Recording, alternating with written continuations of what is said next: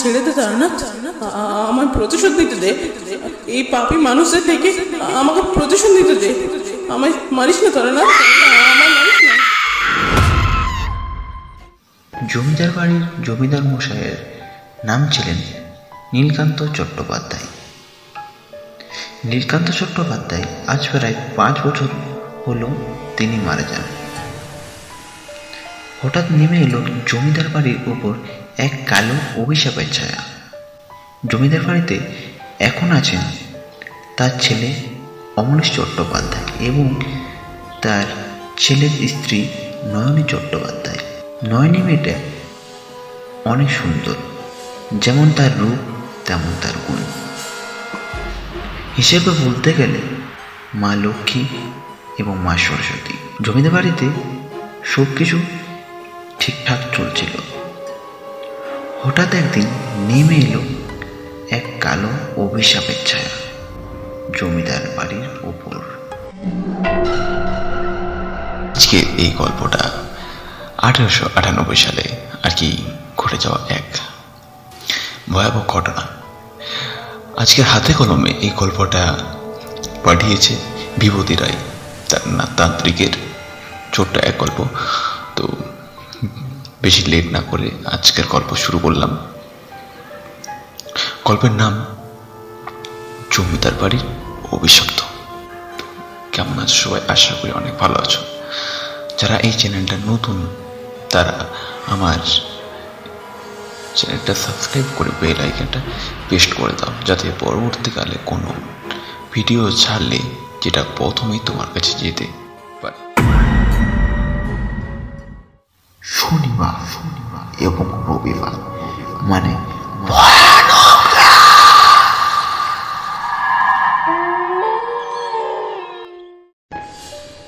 বিকেল সময় বলে উঠলেন প্রমোদ। প্রমোদ হল জমিদার মশাইয়ের এক বিশেষ চাকর।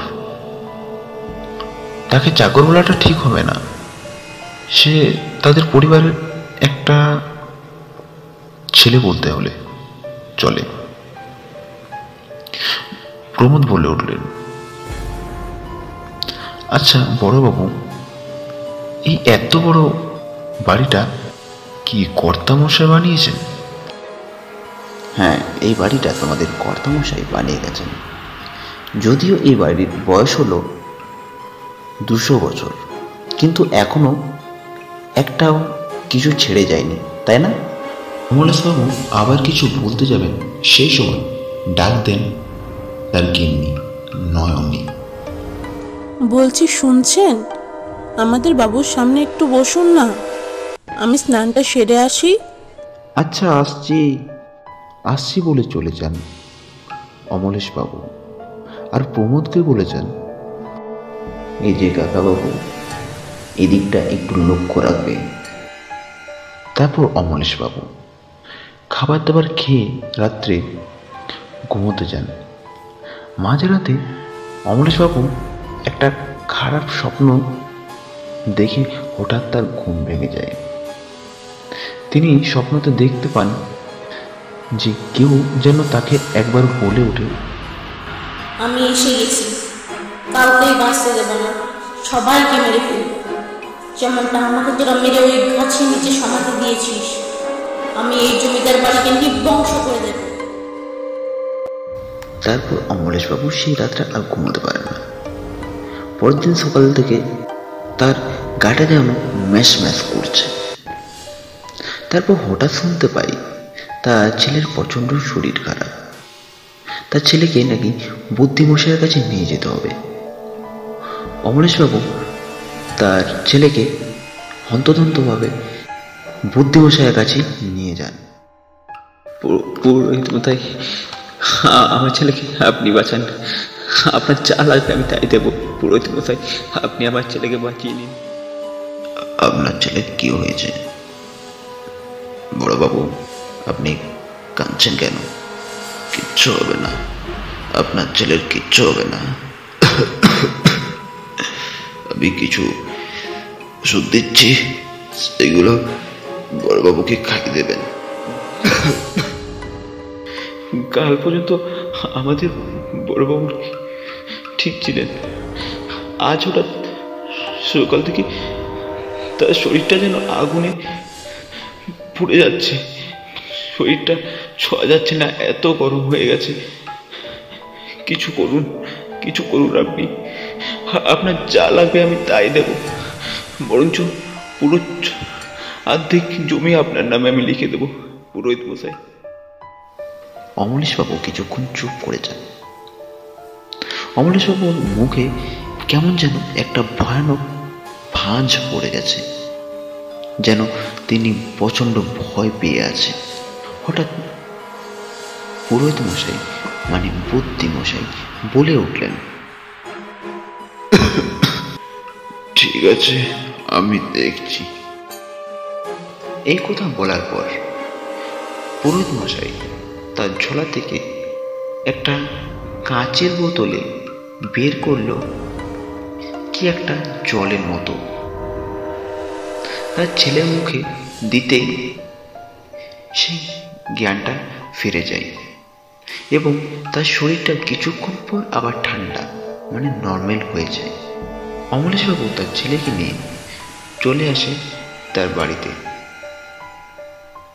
বাড়িতে আসতেই আবার তার ছেলের শরীরটা প্রচণ্ড গরম হয়ে যায়, যেমনটা আগের মতো। আর কিছুক্ষণ পর অমলেশবাবুর ছেলে তিনি মারা যান আর দুনিয়ার থেকে ছেড়ে চলে যান অমলেশবাবুর ছোট্ট বাচ্চা। তারপর হঠাৎ একদিন রাত্রে সেই মেয়ের স্বপ্ন দেখতে পাই তিনি দেখতে পান নয়নী মানে তার স্ত্রী আগুন লাগিয়ে পুড়ে ছাই হয়ে যায়। সেটা বলতে না বলতে তার পরের দিন সকালে অমলেশবাবুর বউ মানে নয়নী রান্নাঘরে গিয়ে তার নাকি আগুনে শাড়িটা লেগে যায়। তার ওখানে অপমৃত্যু মারা যায় নয়নী। অমলেশবাবু পুরো ভেঙে যায়। তিনি চিন্তা করেন, আমার এই পরিবারে আর কেউই রইল না। তিনি প্রমোদকে বলতে থাকেন, আচ্ছা কাকাবাবু, আশেপাশে কি কোনো তান্ত্রিক আছে তোমার জানা? আছেন তো, কিন্তু কোনো সমস্যা বড়বাবু? আমি এই কয়েকদিন সবাইকে হারিয়েছি, আর চাই না আমি কাউকে হারাতে। এই কয়েকদিনে সত্যি কথা বলতে কোনো এক মহিলা আমাকে বলছেন যে আমি এই পরিবারের কাউকে ছাড়ব না। আমার স্বপ্নে সে এসে এই কথাগুলো বলে চলে যাচ্ছেন। দুবার বলেছে আমার ছেলেকে এবং আমার স্ত্রীকে দুজনকে নিয়ে এসেছে। এই পুরো বাড়িটা উপর যেন অভিশপ্ত ছায়া উপর ভর করেছে। কাকাবাবু, কিছু একটা করো কাকাবাবু। অমলেশবাবু কাঁদতে কাঁদতে প্রমোদকে এই কথা খুলে বলল। প্রমোদ বলে উঠল, আপনি এতদিন বাদ আমায় এই কথা বলছেন, এর আগে কেন বললেননি? অমলেশবাবু সমস্ত ঘটনা প্রমোদকে বললেন। প্রমোদ তার পরের দিন সকালবেলায় এক তান্ত্রিক, সাধুতান্ত্রিক, তার নাম তারানাথ তান্ত্রিক, তাকে বাড়ির মধ্যে নিয়ে আসে।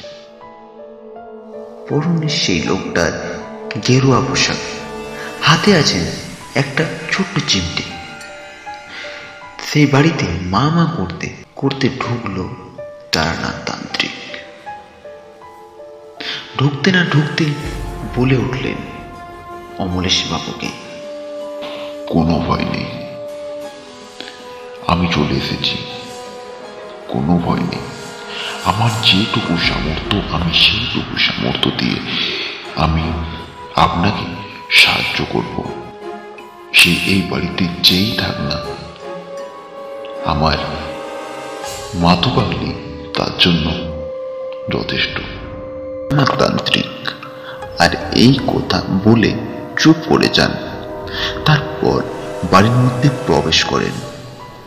তারপর আবার হঠাৎ বলে ওঠেন, অমলেশ বাবু, আমি তো দেখতে পাচ্ছি এই বাড়িতে তো কোনো দোষ নেই, আছে শুধু এই মূর্খ মানুষদের উপর এক ভুল কালো ছায়া, অভিশপ্ত ছায়া। অমলেশ বলতে যাবে তারানাথকে, এমন সময় বাড়ির বাইরে বেল গাছ থেকে যেমন কেউ পড়ে যাবে তেমন একটা আওয়াজ, তার সাথে একটা বিকল হাসি হেসে উঠল। আশিসে বলে উঠল, আমি এসে গেছি, কাউকেই বাঁচতে দেব না, সবাইকে মেরে ফেলবো। যেমনটা আমাকে তোরা মেরে ওই গাছের নিচে সমাধি দিয়েছিস, আমি এই জমিদার বাড়িকে নির্বংশ করে দেব। দেখলেন ঠাকুর মশাই, সে চলে এসেছে, কিছু একটা করুন, না হলে যে আমরা কেউ বাঁচবো না, আমাদের অমলেশ বাবুও বাঁচবে না। কিছু একটা করুন, আমরা অমলেশ বাবুর জন্য প্রাণটা দিতেও রাজি আছি। কান্না কান্না মুহূর্তে এই কথা বলেই চুপ করে যান। তখন তারানাথ তান্ত্রিক কি যেন একটা তার ঝোলা থেকে বের করে হাতে নিয়ে বিড়বিড় করতে থাকে। আজ চলে যায় সে বেলগাছের গোড়াতে। বেলগাছটার দিকে যেন সে কিছু একটা ছড়িয়ে দিল। তারপর সে প্রেত বলে ওঠে হঠাৎ, ছেড়ে দে আমাকে, তুই চলে যা এখান থেকে, আমি ওদেরকে না মারা পর্যন্ত কোথাও যাব না। এই বাড়িতে তোর কি ক্ষতি করেছে যে তুই এই বাড়ির থেকে যেতে চাইছিস না? চলে যা তুই এখান থেকে, চলে যা, না হলে তোকে আমি শেষ করে দেব। তারানাথ আবার বলে ওঠে, তুই কে? তুই এই নিষ্পাপ এই মানুষটাকে কেন মারতে চাস? তুই ছেড়ে দে একে, তোর উপর তো ক্ষতি করেছে ওই জমিদার মশাই নীলকান্ত চট্টোপাধ্যায়, তো তার ছেলেকে তুই এখন কেন শাস্তি দিচ্ছিস? তুই চলে যা এখান থেকে। তারানাথের এই কথা শুনে সেই মেয়ে শান্তভাবে বলতে থাকে সমস্ত তার ঘটনা। শুনুন তাহলে, তখন আমার বয়স 19 বছর। আমি তখন জমিদার বাড়িতে কাজ করতাম। জমিদার বাড়িতে জমিদার মশাই আমাকে বলে উঠলেন, চাপা, আজ তো মালিনী আসেনি, তুই আজ একটু আমাদেরকে মদ ঢেলে খাইয়ে দে, দারুণ মজা হবে কিন্তু, আর তার বদলে আমি তোকে 50টি মোহর দেব। জমিদারের এই কথা শুনে চাপা রাজি হয়ে যায়, কারণ চাপার পরিবার এতটা বড়লোক ছিল না, খুব গরিব। তার একবেলা খেতে পেত এবং একবেলা খেতে পেত না। তারপর সেই কথাতে সে রাজি হয়ে যায়। তারপরে ঘটল এক ভয়ানক ঘটনা। এই মেয়েটা যে মারা গেল, একে জলদি করে আমাদের বেল গাছের নিচে পুঁতে চলাই তোরা, যাতে কেউ না জানতে পারে। আর কেউ যদি জিজ্ঞেস করে চাপা কোথায়, বলবি রাত্রে বাড়ির থেকে বের হয়ে চলে গেছে। আমি জমিদার মশাইকে অনেক অনুরোধ করেছিলাম, কিন্তু তিনি আমাকে এক বিন্দুর জন্য ছাড়েনি। তারা আমার শরীরটাকে নিয়ে খেলা করে আমাকে মেরে দিল। মেরে দেওয়ার সাথে সাথে ওই বেলগাছের নিচে আমাকে সমাধি দিয়েছে। আমি এখনো মুক্তি পাইনি। আমি কাউকে ছাড়বো না, আমি। তারানাথ, আমাকে এই প্রতিশোধটুকু নিতে দিন, আমি তারপর না হয় এখান থেকে অনেক দূরে কোথাও চলে যাব। চাপার সমস্ত ঘটনা শোনার পরেও তারানাথ তাকে বলে ওঠে, ক্ষতি করেছে তো জমিদার মশাই, এই নিষ্পাপ মানুষটাকে তুই কেন ক্ষতি করতে চাস? চাপা তখন বলে ওঠে, নীলকান্ত তার তো পিতা হন, তাই না? আমি কাউকেই ছাড়বো না তারানাথ, তুই চলে যা এখান থেকে, আমার প্রতিশোধ আমাকে নিতে দে। তারানাথ তখন বলে ওঠে, এক মন্ত্র নিয়ে হাতে যেন কি ছাই মাথায় বস্য এবং তার বাঁ হাতে একটা ছোট্ট বোতলের শিশি, তার মধ্যে কিছু যেন জল পড়া আছে। তারপর সেটা নিয়ে বিড়বিড় করতে থাকে তারানাথ আর বলে ওঠে, তুই এখান থেকে যাবি, তুই এখান থেকে চলে যা, নাহলে তোকে এখানে জ্বালিয়ে পুড়িয়ে ছাই করে দেবো। ছেড়ে দে আমাকে, তুই চলে যা এখান থেকে, আমি ওদেরকে না মারা পর্যন্ত কোথাও যাব না। অবশেষে যখন তারানাথ তাকে কোনো কিছুতেই তাড়াতে পারেনি, তখন ওই বেল গাছের নিচে সে আগুন লাগিয়ে দেয়। পুরো বেল গাছটা ধো ধো করে জ্বলতে থাকে। আর চাপা বলে ওঠে, আমায় ছেড়ে দে তারানাথ, আমার প্রতিশোধ দিতে দে। এই পাপী মানুষদের থেকে আমাকে প্রতিশোধ দিতে দে। আমায় মারিস না তারানাথ, আমায় মারিস না। কিছুক্ষণ পর ওই বেল গাছটা পুড়ে ছাই হয়ে যায়। তারপর মাটির নিচে যে হাড় কঙ্কালটা ছিল, সে হাড় কঙ্কালটা শ্মশানে গিয়ে সেটাও জ্বালিয়ে দেয়। তারপর থেকে নাকি আর কোনো কিছু এইসব ঘটে না। তারানাথ তান্ত্রিক তারপর সে নিজে ভ্রমণে চলে যায়।